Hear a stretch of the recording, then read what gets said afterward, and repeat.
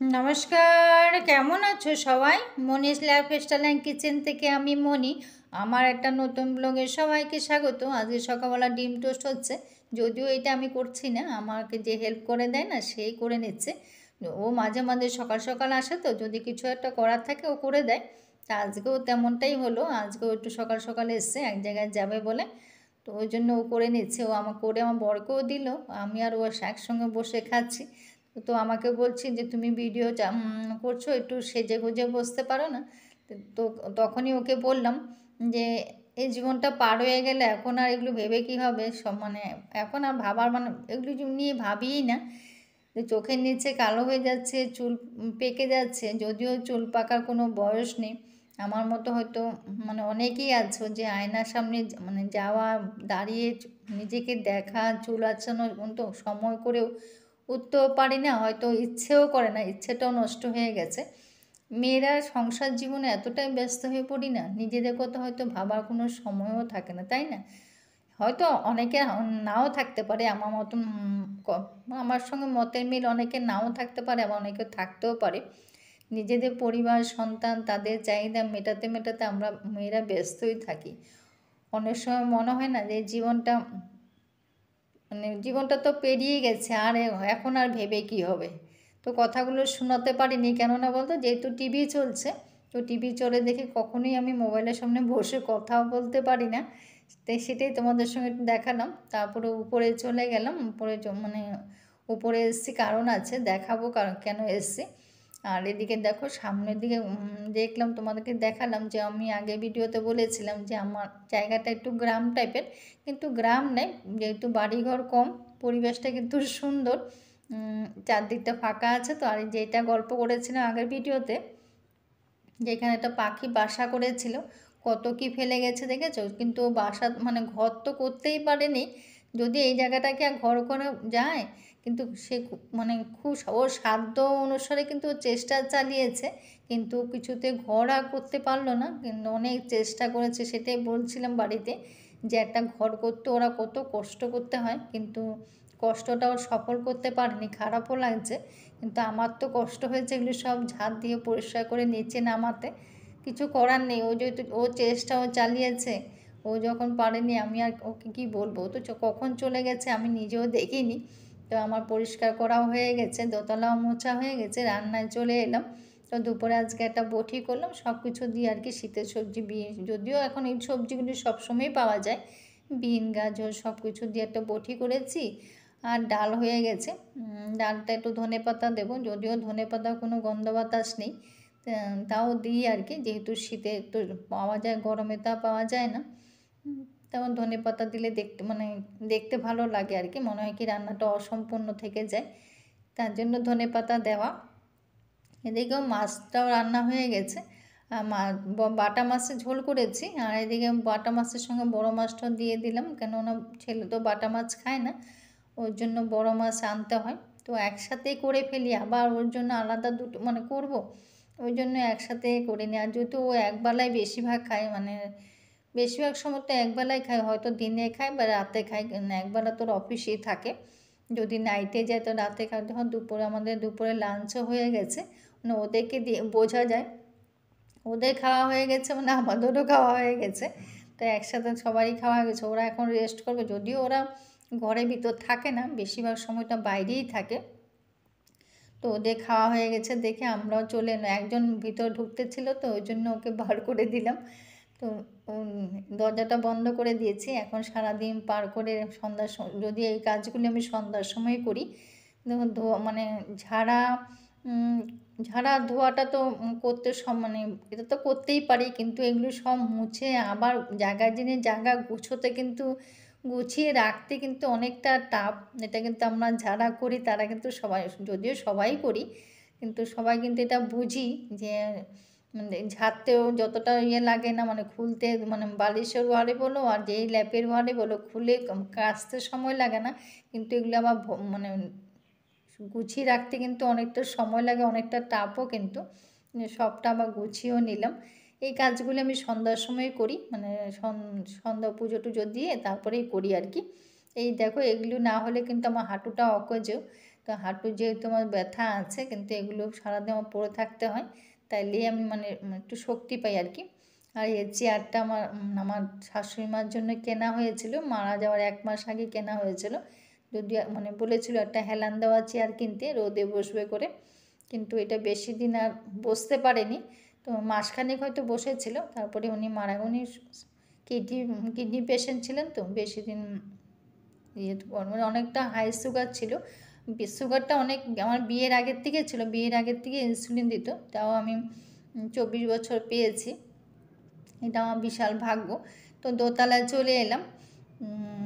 এইগুলো আমি সবসময় চাদর দিয়ে ঢেকে রাখি, যদিও ধুলা তো ঢুকেই, তাও চেষ্টা করি কিছুটা হলেও যেন একটু রেহাই পাওয়া যায়।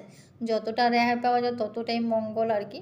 এই চেষ্টা করি সবসময় আমি চাদর দিয়ে আমি সবসময় ঢেকে রাখি, উপরে বলো নিচে বলো সব জায়গায় আমি সব মানে যেটাই বলো সবসময় আমি চাদর দিয়ে মানে ঢেকে রাখাটাই আমি রাখলে মনে হয় কি ভাবি কি ধুলোটা কম পড়ে, ওইটাই চেষ্টা করি আর কি। যেটা বলছিলাম যে অনেক সময় মনে হয় না যে জীবনে আমরা কি করলাম, কিছুই তো করলাম না, কত কিছু চাওয়া পাওয়া ছিল তাই না, কিন্তু আমার মতো হয়তো অনেকে ভাবো যে আমাদের জীবনটা একঘেয়েমি হয়ে গেল, কত কিছু পাওনা ছিল, কিন্তু আবার কখনো কখনো মনে হয় যে জীবনটা তো চলেই গেল, আর ভেবে কিছু কী হবে।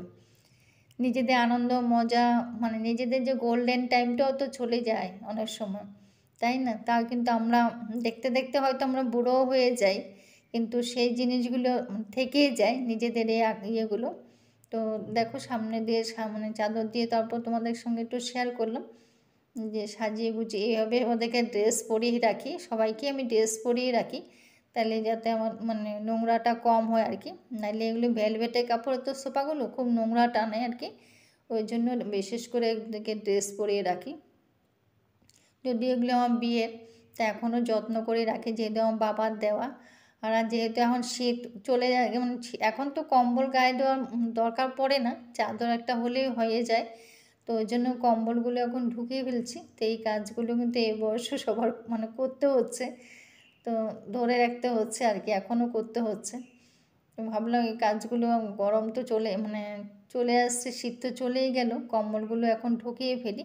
তো আমি এই জন্য দেখো আমার জাজিমটার মধ্যেও আমি কভার দিয়ে রাখি, আমি আমার যেটাই পারি সেটার মধ্যে আমি কভার দিয়ে রাখি সব সময়, তাহলে জিনিসটাও ভালো থাকে আর নোংরাটাও কম হয়, তাহলে কভারটাও কেচে নিলে হয়ে যায়। এই জন্য আমি সবসময় কভার দিয়ে রাখি সব কিছুতেই, দেওয়ার মানে সব কিছুতেই দিয়ে রাখি। তো আমার খাটের কাজও হয়ে গেছে আর সব ঢুকিয়ে নিয়েছি, তো একটা বড় কাজ হয়েছে। এই কাজগুলো মানে বক্স খাট খোলাটাও একটা বড় মানে টাফ কাজ, কিন্তু এই কাজ খুলে আবার সব ঢোকানো এটাও একটা মানে সারা যতক্ষণ না করা হয় ততক্ষণ এটা মাথার মধ্যে ঘুরতে থাকে, কখন খুলবো কখন ঢোকাবো, এটা কিন্তু হয়। তারপরে এই সোফাটাও বাকি ছিল, সবগুলো আজকে একসঙ্গে করে নিলাম। এগুলি মানে তুলা কাচা তো সময় লাগে না, আবার জায়গায় সাজাতে কিন্তু অনেকটা সময় লাগে। নিজেদেরকে কিন্তু আমরা নিজেদের উপর কিন্তু কখনো আমরা নিজেদেরকে প্রাধান্য দিই না, নিজেদের সব পরিবারের উপর যতটা নিজেদের সন্তান পরিবারের উপর যতটা আমরা প্রাধান্য দিই, তাই না? অনেক সময় মনে হয় না নিজেদের যে আক্ষেপ মনের ভিতর যে ক্ষোভ সবটা চেপেও কিন্তু আমরা সবাই যখন জিজ্ঞেস করে কেমন আছো, আমরা কিন্তু চট করে বলে ফেলি হ্যাঁ খুব ভালো আছি। নিজেদের চঞ্চল মনটা যে কখন শান্ত হয়ে যায় নিজেরাই বুঝি না।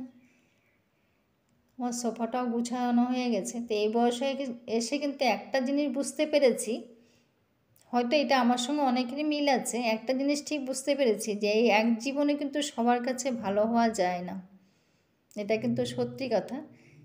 যদি তুমি শান্ত থাকো না তাহলে বলবে ন্যাকা ভাজা মাছ উল্টিয়ে খেতে পারে না, আবার যদি প্রতিবাদ করো মানে মুখের উপর যদি উত্তর দাও তাহলে বলবে বাবা বড্ড তারপর দেখো চলে গেলাম একটু বাজারে, যেহেতু ওষুধ কেনার ছিল, ওষুধ কিছু বাকি ছিল, তো দেখলাম এই জায়গাটা কী সুন্দর সাজিয়েছি, অনেক দিন পর বাজারে এসেছি, তা আসা হয় না এখন, তো দেখলাম এই জায়গাটা বা সুন্দর সাজিয়েছে, তো একটু তোমাদের সঙ্গে শেয়ার করলাম। ছিল না এরকম সাজা মানে করা ছিল না, মানে বেশ কিছুদিন আগে এসেছিলাম তখন দেখলাম কাজ হচ্ছিলো, তখন বুঝতে পারিনি কী কাজ হচ্ছিলো। তারপরে আজকে এসে দেখলাম বাহ সুন্দর সাজিয়েছে, তো আমি বলছি বাবা আমাদের বাজারও সুন্দর সাজিয়েছে, তো দেখতে বেশ ভালোই লাগছিল। তো একটু লাইটিং ফাইটিং করেছে, তো জায়গাটা খুব সুন্দর হয়েছে, তো এটি তোমাদের সঙ্গে একটু শেয়ার করলাম। তারপরে একটু আমার ওষুধ কেনা হয়ে গেছে, তো ওষুধ কিনে দেখো কত মানে কত মানুষ, কত ভিড় দেখো। তো আমাদের এখানে এই ট্রেন পার হয়ে তারপরে ট্রেনের জন্য দাঁড়িয়েছিলাম, তারপরে চলে এলাম একটু চপ সিঙ্গারা কিনে বাড়ি চলে এলাম। বাড়ি চলে এসে তারপর তো আমার সঙ্গে সঙ্গে ও ঢুকেছে, তো ওর তো কিছু চাই। এখন আমরা যেহেতু চা খাবো, চা বসিয়েছি, তো ওরও চা তো মানে চা তো খাবে না, তো ওকে একটু দুধ দিলাম আর কি, ও দুধ খাচ্ছে, আমরা চা খেয়ে নিলাম। তো ওকে দুধ আর বিস্কুট একসঙ্গে মানে একসঙ্গে দিলে খাবে না, বিস্কুটটা আলাদা করে দিতে হবে, আর তারপরেও বিস্কুটটা খাবে। তো বিস্কুট একটা দিয়েছিলাম, সেটা খায়নি, যেহেতু দুধ দেখেছে দুধ আছে, ওই জন্য দুধ খাবে দেখে বিস্কুটটা একসঙ্গে যদি দেওয়া হয় তাহলে কিন্তু খাবে না। যাই হোক আমরা একটু চা খেয়ে নিলাম। তো চাটা যেহেতু বর তো আবার ক্যামেরার সামনে খাবে না, ওই জন্য অফ ক্যামেরায় খেয়ে নিয়েছি। তো আজকে ব্লগটা এখানে শেষ করব। সবাই ভালো থেকো, সুস্থ থেকো। তো চাটা আমাদের খাওয়া মানে আমার চাটা দেখেছি, চা বিস্কুট একটা দিয়ে খাবো, তারপর সিঙ্গারা খাবো আর কি। আমার জন্য সিঙ্গারা এনেছি, বরের জন্য চপ এনেছি। তো দেখো রাতে আমাদের খাওয়া দাওয়া হয়ে গেছে। আজকে ব্লগটা এখানে শেষ করলাম। কেমন লাগলো কমেন্ট করে, বাকি কথাটা পরের দিন বলবো, যেটা বলার ছিল বা এটা কথাটা শেষ কথাটা পরের ব্লগে বলে দেব। তো ও ঘুমোচ্ছে, দেখো আমাদের রাতে ডিনারটাও